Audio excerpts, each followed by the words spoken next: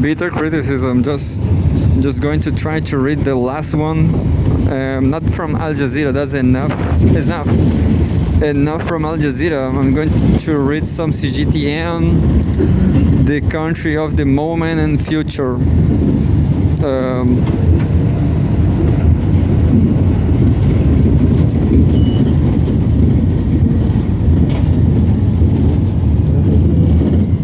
These are very unlikely news to read, but here we go. China's top diplomats stress importance to people-to-people diplomacy. August 1st, 2024. Cgtn. China's top diplomat Wang Yi on Thursday stressed the importance of people-to-people diplomacy, urging the Chinese People's Association for Friendship with Foreign Countries (CPAFFC) to actively engage in comprehensive, multi-level, wide-ranging and multifaceted friendly exchanges with foreign countries. Wang, a member of the Political Bureau of the Communist Party of China (CPC) Central Committee and director of the Office of the Foreign Affairs Commission of the CPC Central Committee, made the remarks at the opening ceremony of the 11th National Council Conference of the CPAFFC, noting that this year marks the 70th anniversary of the establishment of the CPAFFC. Wang said the CPC has always attached great importance to conducting people-to-people diplomacy. In the new era, the CPC Central Committee, with Comrade Xi Jinping at its core, has guided and promoted people-to-people diplomacy to make new achievements and bring about important changes, Wang noted. He stressed that the CPAFFC should give full play to its role as the main channel to people-to-people diplomacy, enhance friendship between the Chinese people and those from other countries, promote mutually beneficial cooperation, and better serve the overall national development.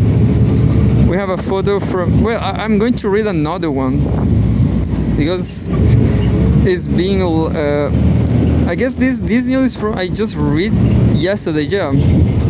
I guess I read this news yesterday, this one. What about the next one?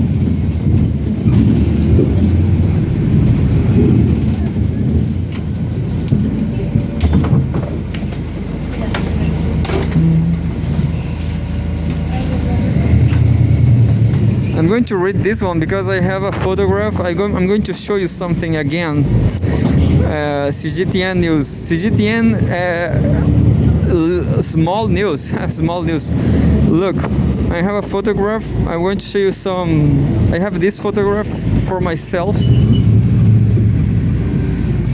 And my friend over there is Rui Costa Pimenta.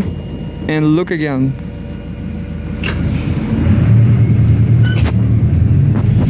And Rui Costa Pimenta, my friend, is with his friend, which it was my friend too. It is unfortunately this guy.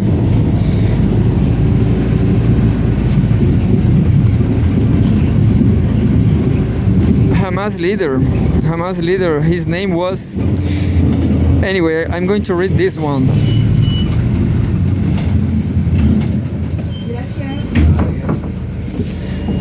Middle East. Fears of retaliation and escalation grow after Hamas political leader Ismail Haniyeh's assassination. Cgtn. Fears of retaliation and the escalation of the Israel-Hamas conflict in Gaza into a broader Middle East war grew as Hamas Political Bureau Chairman Ismail Haniyeh was assassinated in Tehran on Wednesday morning. Haniyeh, normally based in Qatar, had been participating in the internationally brokered indirect talks aimed at reaching a ceasefire in the Palestinian enclave. Israeli Prime Minister Benjamin Netanyahu made no mention of Haniyeh's killing in a televised statement on Wednesday evening, but stated that Israel will respond with overwhelming force to any counterattacks following the killings of Haniyeh and Fouad Sokor, a top military commander of Hezbollah in Beirut. Netanyahu declared that the country is prepared for any scenario, adding that it will exact a very heavy price against any aggression from any front. The latest developments appears to set back the chances of an imminent ceasefire agreement in the nearly 10 months old conflict between Israel and Hamas in Gaza. Hamas armed wing stated that Haniyeh's killing will take the battle to new dimensions and have major repercussions. Iran's supreme leader Ayatollah Ali Khamenei declared that Israel had laid the groundwork for harsh punishment for itself, and that it was Tehran's duty to avenge Haniyeh's death.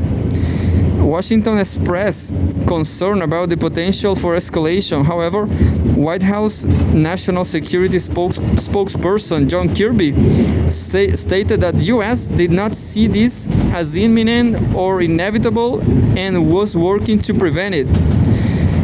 UN Secretary General Antonio Guterres on Wednesday urged regional de-escalation in the Middle East in the interest of long-term peace and stability for all. The Secretary General believes that the attacks we have seen in South Beirut and Tehran represents a dangerous escalation at a moment when all efforts should be directed towards a ceasefire in Gaza, said Stefan Dujarric, spokesman for the Secretary General, in a statement.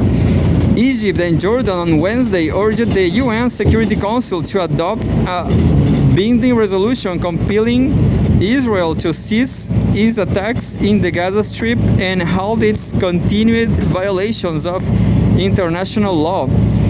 During a phone conversation, Egyptian Foreign Minister Badr Abdelati and his Jordanian counterpart, Ayman Safadi, held Israel responsible for the dangerous escalation in the region as a result of its aggression on the Gaza Strip, violations of international law, illegal practices in the West Bank, and political assassinations, the Egyptian Foreign Ministry stated. Residents in besieged Gaza also feared that Haniyeh's death will prolong the fighting in the besieged enclave. This news is scary. We feel that we had like a father to us, Gaza resident Hachem al-Saati told Reuters. According to Gaza-based health authorities, the Israeli offensive has resulted in the killing of 39,445 Palestinians in the enclave, while the UN estimated that nearly 2 million people there have been displaced. UN agencies estimated that the reconstruction of Gaza will take more than a decade and cost tens of billions of US dollars. According to the UN, 96% of Gaza's population is food insecure since the conflict began. More than 600,000 children have been out of school, and more than 350 schools have been destroyed in Israeli airstrikes. All 12 local institutions of higher education were damaged or destroyed, with input from Xinhua Reuters, AFP.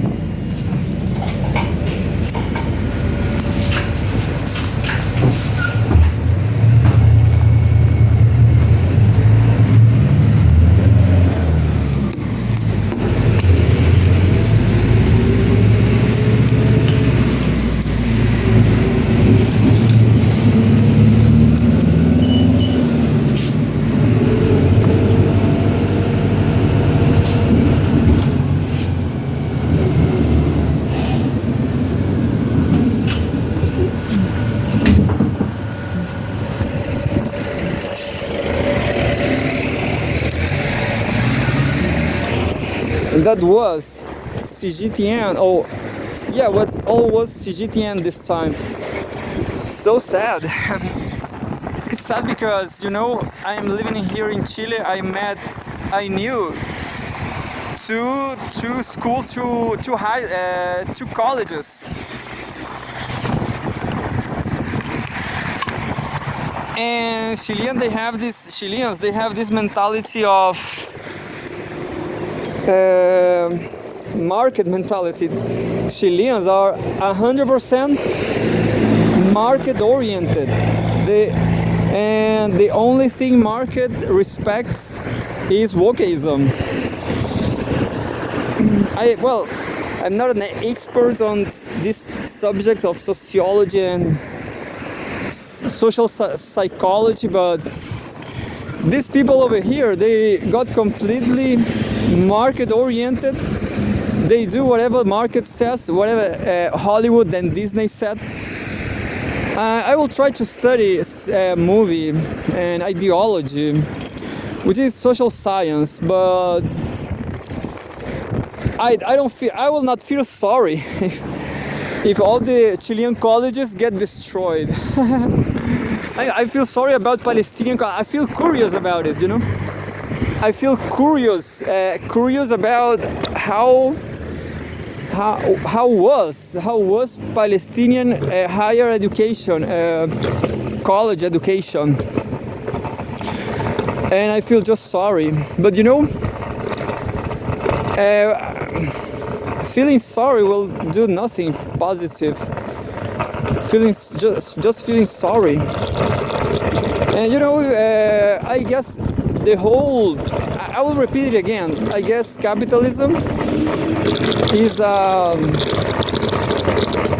capitalism is imperialism, and imperialism controls the world through the SWIFT system, and SWIFT system is controlled in part by a lot of Zionists, by a lot of Jew Zionist people. So these people, they promote the Palestinian genocide, and well, that's it.